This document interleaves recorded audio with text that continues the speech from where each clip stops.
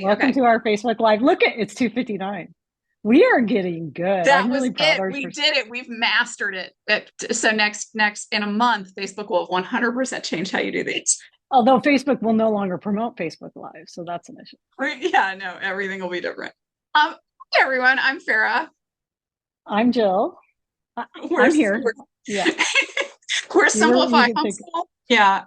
And you can find us here in College Confident Homeschoolers, where we are the admin and the moderators. We comment on things and try to discourage misinformation and ads and so forth. You can also find us at simplify the number 4you.com. We're college consultants. We've been doing this for a while. Former homeschool parents.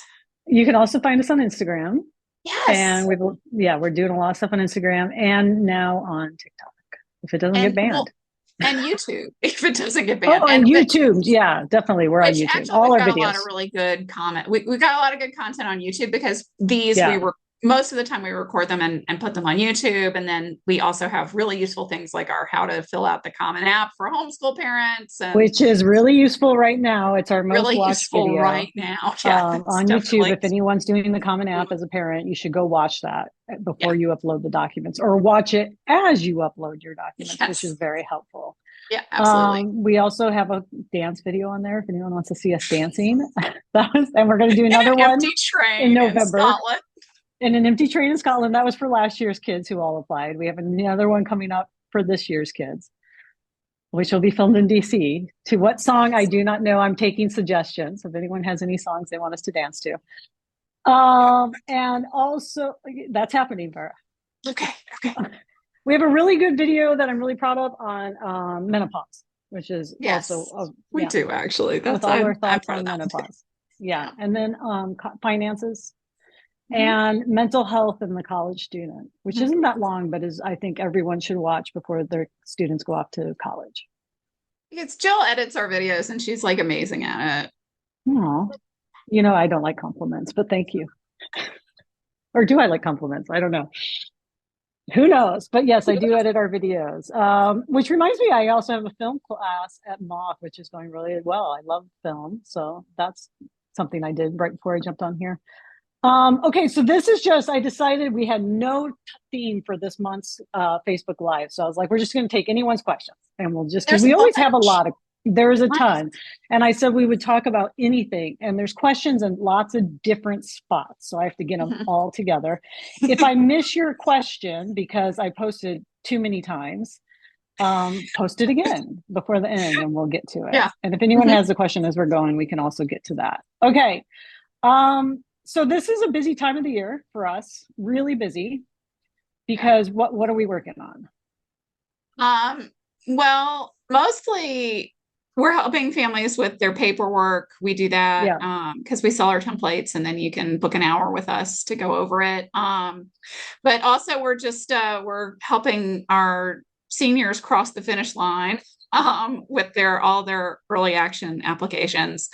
I think this is one of those things like that when before you get to this process, like this timeline surprises people, like because Yeah. we always and I always say this, like people come to us and they'll be like, okay, my kid's a senior, it's November, what do I do? How do they go to They want to college? apply to It's like college. Yeah. they already missed some potential deadlines, like, Yeah. and it may not be a big deal. Some kids, it just depends on your goals, how important, applying to these early action deadlines are. But it is good to sort of think like, okay, by Halloween, I want my kid to be basically done with most of the application process. I would say the majority of seniors, the ideal is be done by Halloween. And so that's just keep that There are a few timeline schools in that have mind. deadlines before that, just to be aware, just a Yeah. few. Yeah, just a few. And there, yeah, and there's early action and there's early decision, which is right for some families. So, A few. Yeah. it's nice to think about these things before you get there. If you get there late in the game, there's always options. So it's Yeah, no, no. not too late, There's but some doors close. yeah, exactly. So yeah, we're working with seniors, we're working with parents, we're trying to get everyone done. We're going to celebrate in November. And in fact, for the first time since we started, we're going to like close down for a week. Yeah. We're actually gonna do that. which is Which I cool. had no idea, but you told me we're doing that. And I was like, okay, so now I Yeah. need to plan a vacation because you have a vacation plan, but now I have to plan something. And I will be I'm in New York. sorry, I didn't invite you. I know I may crash you guys, but we'll see. No. Um, Okay, so let's start with questions. yep. Okay, so I should probably go to our questions. Yeah. I can go to some of them if you want. We can take I have them turns. up. It's good. Okay. Okay. I'll start with the first one I have. Okay. Um, how to scaffold a ninth grader that is trying to do the absolute minimum work possible in his classes and isn't accepting input from mom. He hasn't yet figured out that high school level work expectations are different. His teachers are giving him feedback, but not sure he's listening to that either. Do I let him figure this out himself, even if it means failing grades? Hire some sort of executive functioning coach to guide him. Ideas most welcome. So, so this is tricky. I know who this family is. Yeah. Um, and I know the students. So I'm coming from that point of view. When you have a student who needs extra support, I do not think you should let them fail in No, I that don't case think at so all. I either. mean, I don't think you should really, I don't want parents overstepping in, but I don't think a ninth grader failing is going to help anything. Um, I agree. I think what you need to do is evaluate what is in place and if it's enough to help and support your student based on what their needs are. Evaluate what kind of coursework they're doing. Mhm. Um, Evaluate whether grades are even appropriate. Like, I think, if you're in a charter school, it's hard to get away from that. But Mhm. maybe that's not the most appropriate thing for certain students. What do you Mhm. think? I mean, you know, yeah, I don't think that, I think that we pull kids before they fail. I just Yeah. don't think it, because nothing hurts them more long term, than failing a class. And I'm And not real quick, saying let don't, me just add too, because yeah. I had a kid with a lot of disabilities and stuff, whether they're physical or learning. Nothing hurts a student with disabilities more than getting these failing grades, because then it kind of sets them up that way. And teachers' expectations change and the way they see themselves change. I mean, I think it's really important not to go there. I mean, I think it's also, I guess I don't want to say don't let children fail in certain ways, but don't, don't let it's okay. I mean, I think it's even good to let students, find their way and make mistakes. I mean, and Definitely. fail an individual assignment or something. Like, I do think that that's fine.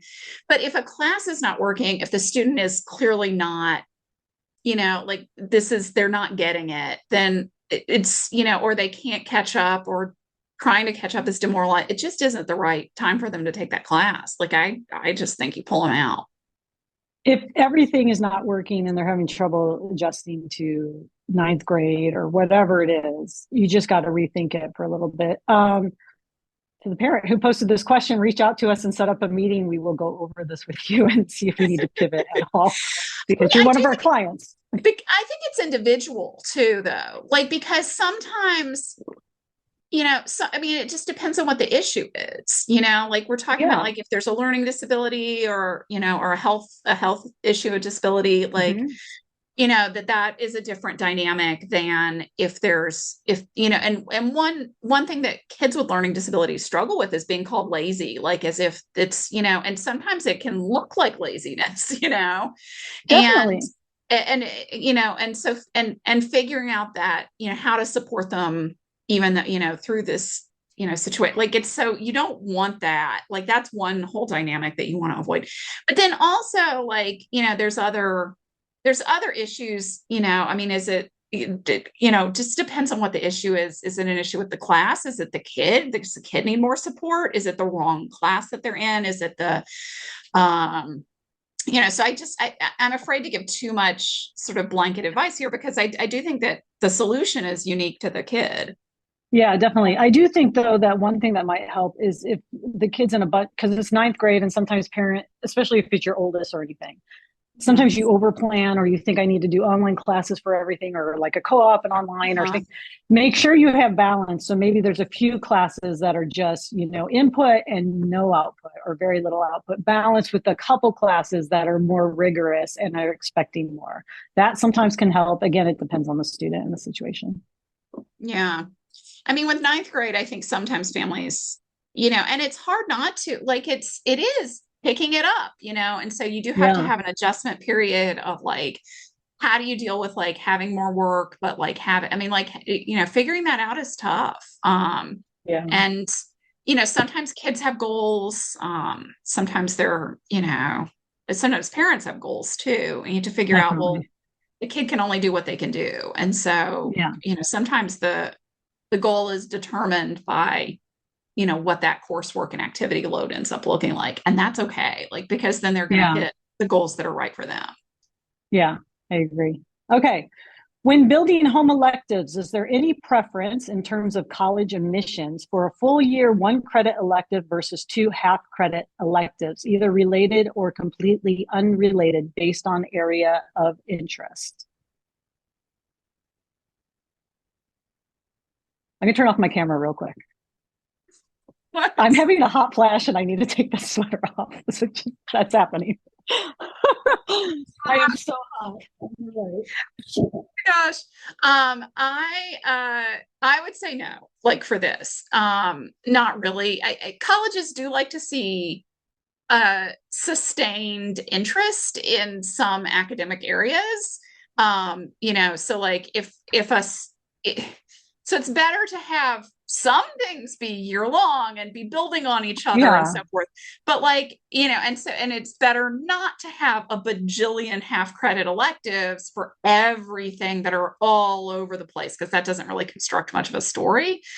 But in a general sense, it's totally fine to have some of them half credits and have other, it's not, I, it's I whatever. think generally too in ninth grade, we always tell parents and students to test a lot of things out if you're not sure where Yeah. your area of interest Mhm. is or you don't know what you love. So you may have a couple different half credits here and there until you kind of figure out what you like.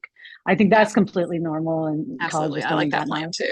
I think as you get up in grades, having a couple electives that are full credits in some area you like, and then maybe build on other things is helpful for admission. Yeah. Yeah, I like that. Hmm. But I wouldn't stress too much about it overall. No, no, no, no. You know what I don't like is all these messy like quarter credits and things that those Oh do no, tend to combine them. get. I think it's much better Yeah. to combine them. Yeah.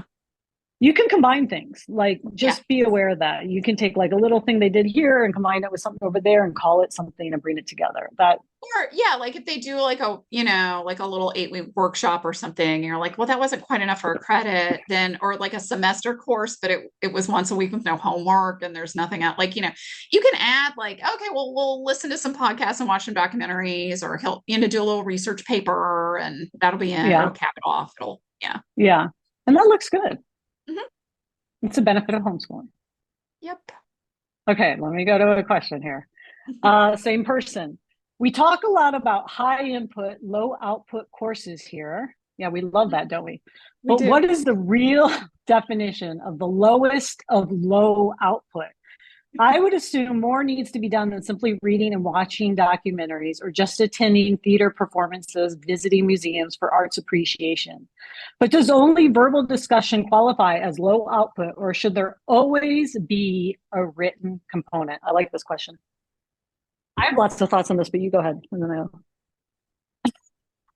You know, there's all these different elements to this, right? Like is your child like college ready? Because if you do Right. that for everything, like if you do like virtually no output for like a lot of things, then your kid is not going to be college ready. It doesn't matter how smart they are. Like it's not about that. It's just about that they have to be able to carry a workload and produce and be on a schedule for some things. And those are just necessary things for being college ready. Um, but the flip side too, where like, oh, it's not a real class if it doesn't have like several essays or some. I mean, like, A I volume of just output. a That's volume our of output. definition with, typical school Yeah. here in America. I don't buy it. Like I think that you can No. have some courses that are, I think it is fine if you have an arts appreciation course that is just watching a bunch of documentaries or great courses and going to a bunch of museums. Having some serious discussions about the art, I think that's fine. So for those who don't know, I just started Moth Learning, and our big thing is we're trying to do high input, lower output courses. That doesn't mean no course work at all, but it's lower output. But the interesting thing, one of the I'm starting it with people who were homeschooled who are now older now, and one of the teachers, her name is Aaliyah, who she grew up with my kids, was telling me that she thought she was more prepared in college because she was a homeschooler in some of these live classes that had discussion, and that she always had to discuss and the cameras had to be on and she was ready to discuss. And that prepared her more in some ways than being able to write really. Now, obviously, you need to write well and everything else, but she was shocked when she got to college and some students just would not discuss at all and were not participating and weren't like going to teachers, the hours and everything, office hours and stuff. When she just loved that, she's like, and I was so comfortable because I homeschooled and that was my experience. So I think that there's lots of different ways to have output. I think having, courses where it's really rich in discussion and the students are expected to discuss as much as they can. And there's different, like at Mock, we accept students of all different abilities and anyone with learning disabilities. And so some students are discussing more in chat and everything, but to be able to discuss and share your ideas and hear other people's opinions and then to take that information and maybe adjust your own opinions and everything is a really good skill for college. And so I think having courses like that where there's not much else but that, maybe a little project or something is valid. You don't need to. The other thing we hear from parents a lot is like, well, colleges, if it looks like it's a low output course, will they take it seriously? And the answer is yes, if you're doing other things too. Have you taken a few AP courses? Have you done one or two dual enrollment courses? Have you done courses that were live that expected more from the student? Is there a test score? You don't need all these things. But to have some other verification in certain areas will validate your other coursework on the transcript. Mm-hmm. So have a balance. I think you absolutely can have classes with very little written output and it's still valid. I mean, I think that there's different ways to do balance. One is just to have balanced courses across the way so that your courses aren't all, they all have some output. Yeah. They all have some, they all have some rich input. They all have some, but each course is in and of itself balanced. But then another way to do this is to have like some courses that are really intensive because we all know those are out there and some that are really worthwhile. They prepare your kids really well. And then have others that like, just, okay, I'm just taking all this in. I'm learning new things. But I don't have to like be on like a tight schedule and like with all these deadlines. And that is a way to get balance. That's why we call it balance. Like it's this whole, and I'm with you, Jill. Like, I think that the discussion piece, and it's hard for some students. Like now there is a little bit more output in my graphic novels and my film as lit class, but like they are sort of lower output. And there are other providers too. Like there's a bunch of places that, that there are some other places that have this style of course where there's like richer materials and like, not as much to do. And I find that it's interesting, like, some students are great at it because they're sort of like the consummate homeschooler who like, I have things to say, but other students, it's tough. And I think it's a worthy practice to like sit down and talk to your peers and, have a discussion that is checking some boxes like on deep content and so forth, but also like, it's just free flowing. Like, can you say what you think? Like, Yeah. In my film class that I teach, they have to do a written response every week to the film we watch. And I don't give them any guidelines. Like I give them a question and they have to answer it, but I'm not grading them on how well they write.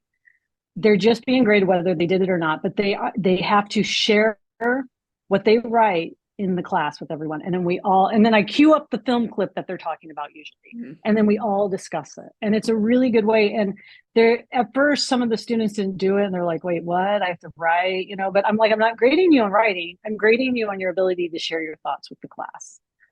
And I think it's a really valid skill. Yeah, I agree. Yeah. Okay. All right. I think we answered that, right? we have feelings. Yeah. Can you talk about what a liberal arts college is and isn't? Common misconceptions. Oh, this reminds me of what you want to do with Porter. I know. And so what types of degrees they offer outside of the humanities. I feel very uninformed about this. Well, the good news is we're going to have a video about this. Well, right? I hope so. I was saying I was going to try to talk my kid who's at Clark into doing a little video with me about this. Because he loves it. He loves it. He's so happy there. And I am a product of a small liberal arts school, and I'm just a huge believer in the small liberal arts education in general. Now, it's not right for everyone. We help lots of students go to big schools for Ooh, lots of reasons, oh, and they're really good too. But um, for whatever, oh, did I glitch for you for a second you there? glitched for a second. It's okay. You're back. Okay. Yeah. Um, yeah, I think that small liberal arts schools, they do so much for students.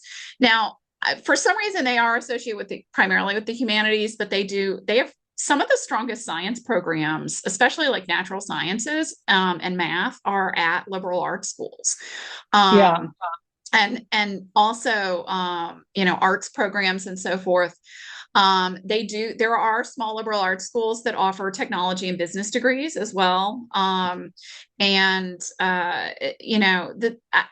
me, one of the things that you see, at these big schools, there's a lot of offerings, but you can't take advantage of the things that aren't in your department a lot of the time. Like sometimes you can take Yeah. advantage of some of those things, but you're really kind of locked in on a path. Small liberal arts schools are perfect for kids who want to do their own thing, who want to design their own courses. Like my kid, who is not really great at advocating for himself all the time, like actually like is just has designed his own course and like is doing like this whole independent study that combines his two Yeah. majors. It's really easy to double major at most liberal arts colleges.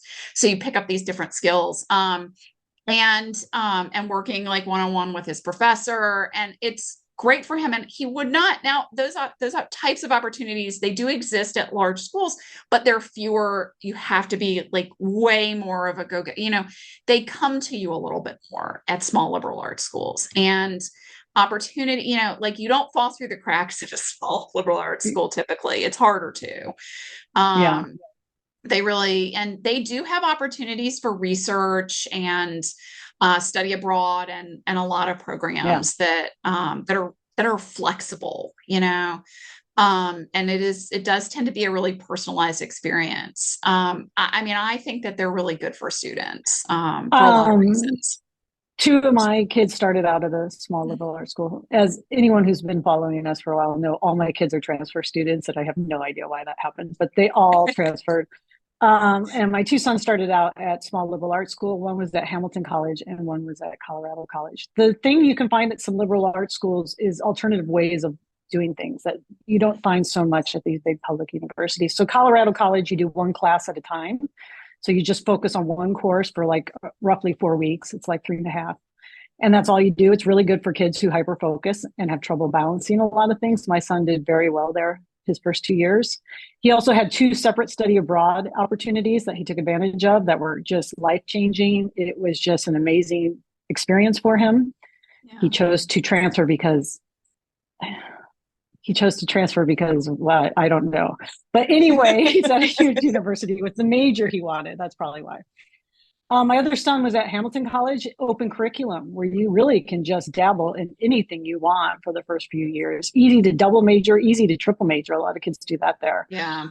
because there just are no requirements. You will not find that at most, at public universities. They're just too big, and they just have a system, and you get in the system, and that's what you have to do. So there are a lot of advantages to liberal arts schools, and they're right for a lot of students. My oldest son felt that it didn't have enough coursework options, and he wanted a specific degree, and that's why he transferred. So he was also a student with disabilities, and he felt the disability office was not robust enough to really accommodate him and everything he needed. Whereas he found at a large university, he went to Virginia Tech.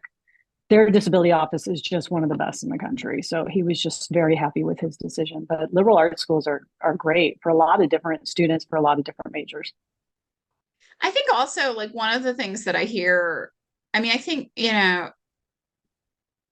they're also big enough, I think I would just sort of say, like, for most students, and they do, they're, some of them are tiny, like they're not necessarily, Yeah. so there are ones that are just like, 300, 500 students or something. They're teeny, but most of them have a couple thousand students. Some of them have as many as like 1,000 students, Yeah. and there's enough socially going on, and they are associated with small towns, but my son is at one in a city, a proper city, in an urban area. And there are others that are like that. They're in all different types of places, and they have so many different styles of approach in terms of When general ed requirements and so Yeah. forth. When you say there's enough socially going on, I really want to highlight that. My oldest son made his best friends at Hamilton College and hardly made any friends. I mean, he made a few, but not a ton at the big Virginia Tech. Part of that is because he was a junior when he transferred in, and it was COVID. But part of it is these small liberal arts colleges. He had to go on a trip in the beginning. It was a week-long trip. Some of those kids he friended right away, stayed friends. He's still friends with today. He was in Questbridge, and they had Questbridge scholar meetings all the time, and he's friends with those kids. So I think in many ways it's easier to make friends and have a social life at these small liberal arts colleges. Oh, absolutely. I mean, my kid, he's got such a tight group of friends. It's also, I think, Yeah, easier to move up in organizations and so forth, like yeah, because you can really, they're also relatively small. And so like my kid is on the staff at the newspaper, and he also does mock trial, and he also like yeah. runs like, I mean, he's got two different campus jobs, and he's got, And they you know, weren't hard for him to get. I mean, he was on the no, newspaper right because away. yeah. Same I with mean, my son. Yeah, yeah, and he's, because I love him, but he's not like the most like, I'm such a go-getter, but like, yeah. But he has all these opportunities. exactly, because there are just so many of them. They really put those types of things in front of kids. And I think that, I think it really has helped him a lot. All of these things honestly like have built his resume and have like are really good for Right. him. They sent By him the to time like he a journalism graduates, conference yeah, across the country for yeah, spring break so that he could like talk to other like, college journalists and yeah. also eat California burritos. And And be in San Diego, same time we yes, were, but totally. not see us. But What's that's okay. yes. Okay, let's move on because we're going to run out of time. Yeah. What is the average number of colleges teens should apply to? Maybe break it down by major or type of student. Part of me Mhm. feels like it's okay for them to apply to just a few, but part of me worries that they'll all fall through. My kid has not been swept away by pressure to apply to a ton of schools, but maybe is unrealistic about where they might get in and maybe not. What are some questions we should ask when finalizing our college list? This is a good question, actually. Um, you want some safeties on those schools that your kid will get into, the family can afford, and they will be happy going there. I mean, they may not be like rah rah, this is the most amazing school, but it's a Be good really choice. conservative in your assessment of what's a safety. Yeah, be very conservative. And then you should have plenty of targets. Yep. And then where I think sometimes you see families or kids applying to all 20 schools or whatever, 20 on the Common App, and then other things is because they have a lot of reaches or lotteries. Mm-hmm. Some kids have very small goals, and they're going to get into this little state school that they want to go to, and you can afford it, and they're very happy, and it has the program they want. They don't Yeah. need to apply to a ton of schools. I I think that like so one of the things I see with families sometimes or for students is that they've got these crazy lottery schools and they might have a bunch of them. And then they've Yeah, got like these safety schools, like true safeties, yeah, 98% admitted, blah, blah, blah. And they don't have the things in between. nothing in the middle. And that for me is a little crazy, like because you want to have reasonable reaches, things where like a proper like a real a reach school should be a school Reasonable. that you could get into, not an Ivy. Like those are so out there. And and it sure like you can apply and see what happens, like, but they also take time. That's the other thing. It costs money and take time. Now that's the other piece though, is the finances, that Yeah, if you are chasing, if you are a middle class family who's you can't pay what your estimated contribution is, that student yeah. aid index number, or the cost that you're likely to get, it may make sense for your student to apply to a wide variety of schools because you're doing what they call chasing merit. Or if you're low Or income, because yeah, my kids applied to so many schools because the best place you can get full packages are these breach and lottery schools. And so you just don't know. So you just have to apply, apply, apply, apply, apply. Yeah. Especially low income students, like it Yeah, absolutely it's makes sense just, to apply to more because yeah, you can get a fee waiver yeah, also. Hmm. we didn't pay to apply to, this kids didn't pay to apply anywhere. And like my youngest son who ended up at Colorado College, that was the only school he got into that we could afford. And so, I Yes. mean, he applied to a ton. Luckily that came through. I mean, when you're low income, it's difficult. You need to apply widely. Hmm. Yeah, So finances play into that. absolutely. So I mean, I mean, I do think it's, you know, major plays a little bit of a role, like, because sometimes students, especially who are going for like computer science and engineering and nursing, those are so competitive at big schools that sometimes it's Yeah. harder to gauge the chances that your student is going to have. So you might have a slightly longer list as a result. Yeah. But just generally speaking, yeah. And I think it's also gotten longer because, and I think that's okay. Like I'm not of the thought that like students must apply to less than 10 colleges or they're crazy. But the flip side, like once you start getting above 20, you might have gone too far. Yeah. It might be too much. The thing is, a lot of the, they're balancing senior year too, unless they're I applying know. during their gap year. It can just be a Right. lot. Okay. Next question. Da da da. What scholarships are available? How to find them? When to start? I have twin ninth graders, one that chose public school for high school and one that is doing partial and public and partial homeschooling. The dreaded scholarship question. This gets asked a lot because families are worried about finances. That's the big fear, right? And you worry about it early on. So the We have best a whole scholarships video are through about it, schools. and you should watch that. Yeah, yeah. Oh, I should link that. The best scholarships are the scholarships you get through the schools. The best aid is institutional aid. Yeah. It is outside scholarships are not something that for the majority of students are going to make a massive difference. And they take a lot of time and it's not usually worth applying to them. Now, there are big exceptions to that, but for the most part, you're looking at institutional aid. And so the best way to get money is to be good enough to get into the school and above the stats of the school so that they are going to want you more if you're a lower income student and you're getting more need-based aid, or Uh-huh. they're going to want you more because they're giving you merit aid and they want to lure your good student to their school to be sort of the cream of their crop.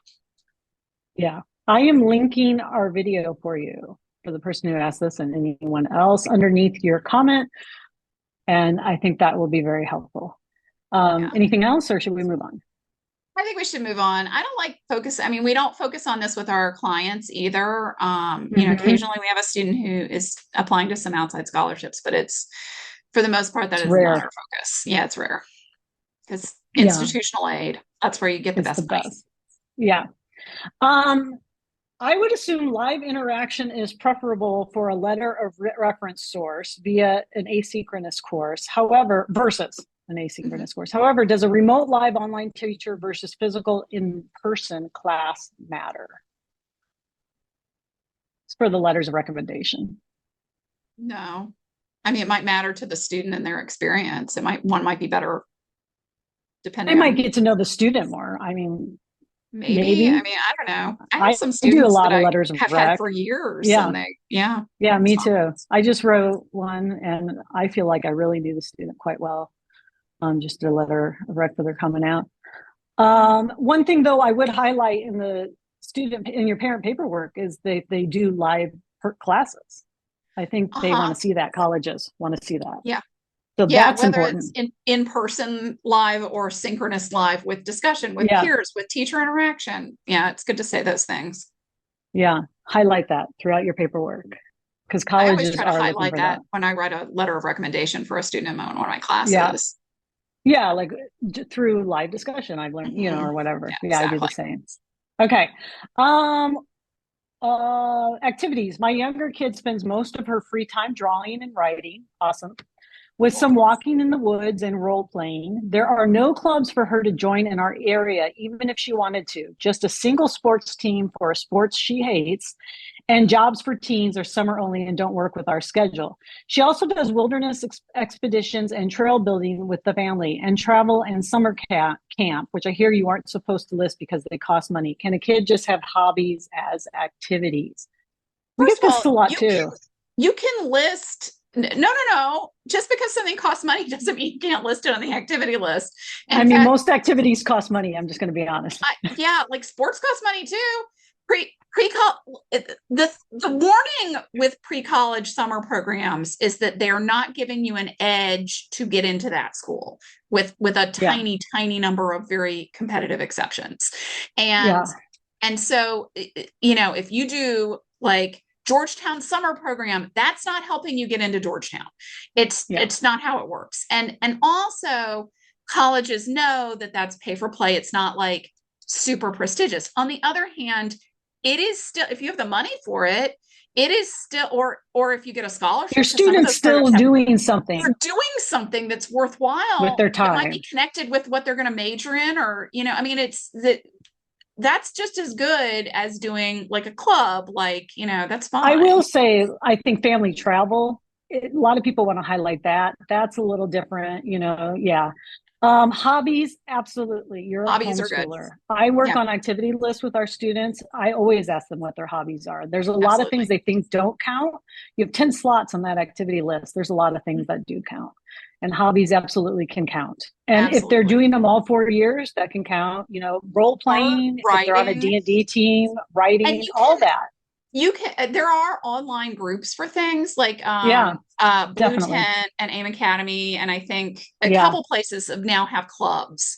And and Outschool has a lot of outschool has clubs. tons of Yeah. clubs. So there are online opportunities for clubs where you're paying a pretty much more minimal fee for. Yeah. And I mean, there's online Model UN, there's online debate, there's online, like, so there are things out there. If those aren't right for your student, though, that's fine too. They can also start their own online things. Like, Yeah. we've worked with students who, like, I run an online D&D group. Like, Yeah. that's great. That's fine. Those things are good. The other things too, volunteering, and you can elevate some of the activities that a student does on their own. Like, okay, so this student writes and does art. Maybe she submits some of her pieces to the Scholastic Art and Writing. Maybe she self-publishes like a book of her work. Like, so you can Or do there's things. online like internships for writers And and stuff. yep, She could do that, absolutely. Yeah, a summer writing opportunity at Iowa or Kenyon or something. Those are always good. Any of absolutely. those. Yeah. I just want to say working, I know you said it doesn't work with your schedule, but jobs are always really, really good Mhm. to have on the activity list. Student responsibilities, if your student has a lot of responsibilities in the family for whatever reason, that can be listed too. So there's Yeah. lots of things that can go on that activity list. And the activity list is very important to colleges today. So Very important. don't, Yeah. I tell everyone, we meet with families. I'm like, tell me everything you're doing. Because a lot of times they're either a credit and they should be on the transcript, or they're in an activity and they should be on the activity list. We want to get a full picture of the student and we want to make sure colleges have that picture.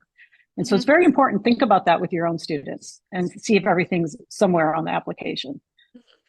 Okay, let me see what else I have here. And I think you may have questions somewhere that I don't.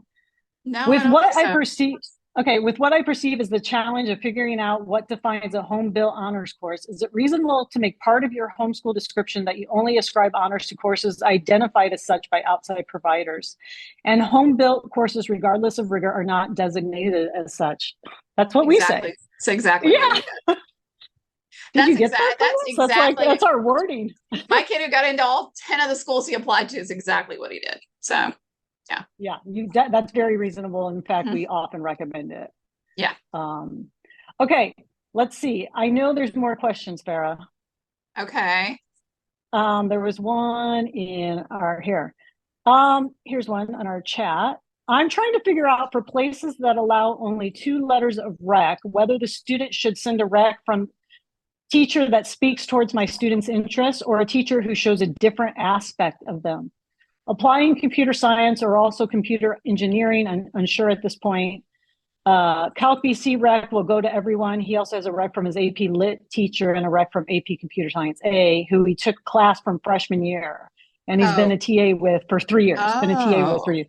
I'm leaning towards the AP Computer Science teacher, but questioning whether he should show a different side with the Lit language AP teacher as the second rec. I'm I'm So I'm I'm leaning towards the lit. What do you think? I think it's always good to have one that's science and math and then one that's Yeah. English. I do. if the You may student's be able aiming to really put, high. Yeah. yeah, you may also be able to add the third one as another recommender. Mhm. Like, I think it's For the great that in TA, TA as for the TA. 3A. Yeah. Yeah. And so that could And be the that's what other I would recommender. do. Yeah. Hmm. I would go with the AP English lit lang. I think Unless I would you're, too. unless you don't think it'll be a strong letter of rec or something. Right. Like if it's going to be mediocre, then that might be a reason not to. Yeah. I But really, he took the course for the computer science freshman year and has been a I TA ever since. I this just think is that's really other more than other. Yeah, I yeah, agree. yeah, I think it's other recommender. If we refresh, is there any new questions? I don't know. I tried to look, but it didn't want to show me. There Yeah, were now it's ones saying, on the video. There are some on the video. okay, let me go to that. Do you have them in front of you? Let me see. Oh, I see them. I got them. Okay, Okay. go for it. My question is about internships. My daughter is now in 10th grade, and I was considering having her do a work internship 20 hours a week at a government agency during senior year. It's set up for high schoolers to get school credit. Would that be less appealing on a transcript than just doing dual enrollment classes? Okay, I didn't hear the question because I was looking at another. I'm trying, so you so sorry. At the very end, I heard like dual enrollment. You will Yeah. have to answer that. Now here I'm gonna sum it up again for you so that you Okay, can participate fully, Jill. Um, thank you so much. I don't have ADD. a student, it runs in your family, I hear. A student who is gonna maybe do an internship that's set up for credit, like for for school students to do as credit Okay. potentially. Would that be more or less appealing than doing dual enrollment classes for senior year, like in its place? Does it say if the internship is in an area of interest that they're It doesn't. It's with a government agency. I mean, I really this isn't more or less appealing than a dual enrollment class. I think this is also appealing. Whether or not it's just it's different. yeah, it's just different. Whether or not it's the better choice would depend on what it's stacked up The whole against picture. and Yeah. the whole picture. Is it tied to an area of it? Like if it's like you want to have a variety of things and also what the activity list looks like because you could put it as an activity Yeah. and then that might be the better choice. I think it just depends.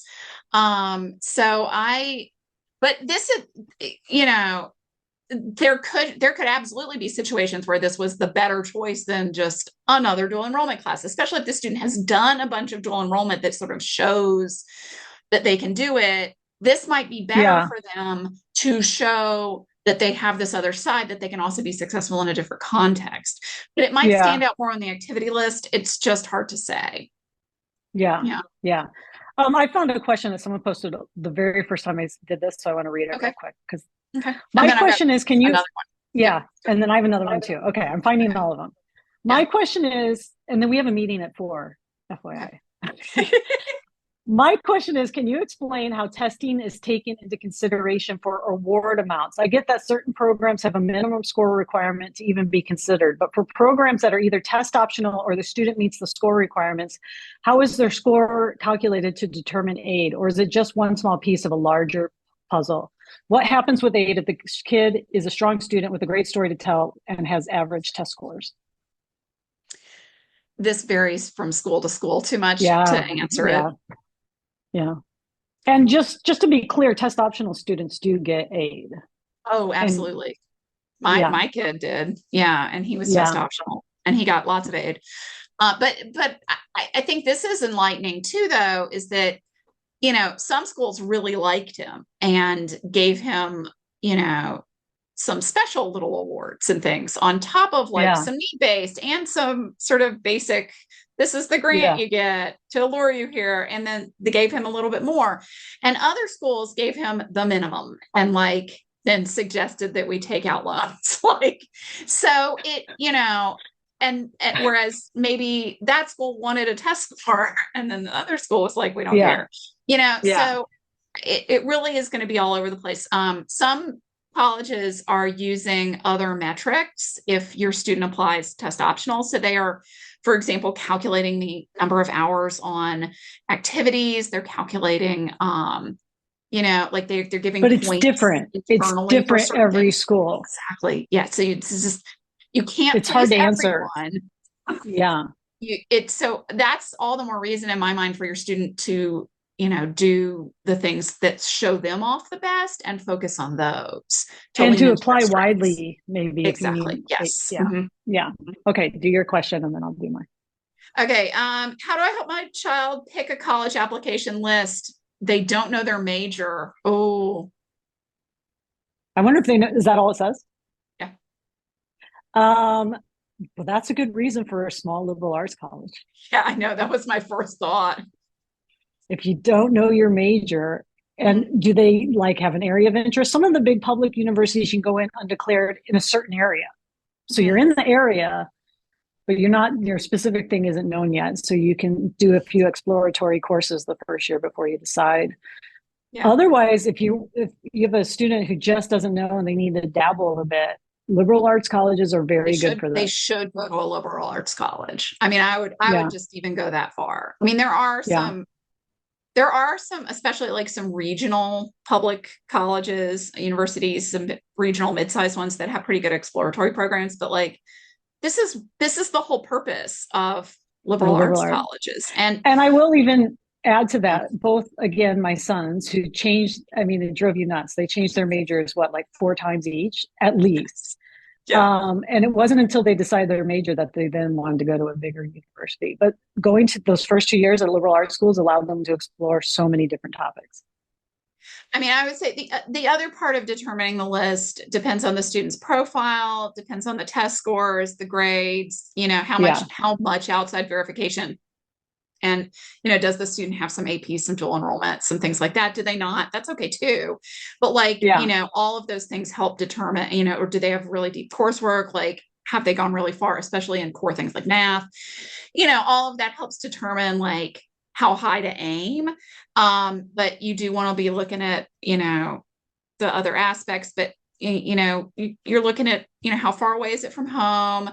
Is it residential? You looking at, is it Christian or secular? Does it fit your political vibe? Does it fit, an artsy vibe yeah, or like all of those things are going to play a role too. So, and yeah, the best thing to start is just to visit a couple of schools, visit a big school, visit a small school, see how you feel. I mean, that's yeah. really the place to start.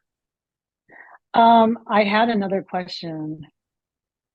Oh, wait, here. Mhm. My question is about internships. My daughter is now in 10th grade, and I was Well, considering that's her. this one. Yeah, Oh, that's the one that I you read. did that one. No, I had Yep. another one. You know what? I don't know. If we don't answer all the questions, you can put it in comments afterwards, and we will answer them Yeah. on Facebook. Actually, I should say Farrar will most likely answer it, as I'm not always on Facebook. Here's a very nice Yeah, there's a very nice comment. note about moth. Yeah. Yeah, I Mhm. am so thankful for your math learning as my STEM kid who is doing things like multivariable and AP physics can also really get a chance to discuss the food and politics class with Aaliyah. I just have to say that's not my class, obviously, but that sounds like such an amazing class. And Well, it Aaliyah, does. I hope she she's keeps traveled offering it because everywhere it's so and she has an cool. interesting, yeah, perspective. And I'm glad you're enjoying that class. Do you see any other questions? I do not. I think we covered that. If we missed your question, I'm very sorry. We will get to it. We do these every month. We will have one next month. I don't know what our topic will be. It'll be in October. Just to warn everyone, I will be in England and my internet will be terrible. I feel like I should also it'll be October and we will be frazzled. More so than So normal. more so than normal. That does sound bad. How can I be more frazzled? I guess it's possible. But we will Um, be here in a month. I'll put it up and we'll figure out a yeah. topic and we'll cover it. Mhm. So thank you, everyone. Thanks I everyone. will Find us post this to our YouTube channel too in Yep. like a day or And two. find us at www.simplify4you.com. Yes. Okay. Okay. Thank you.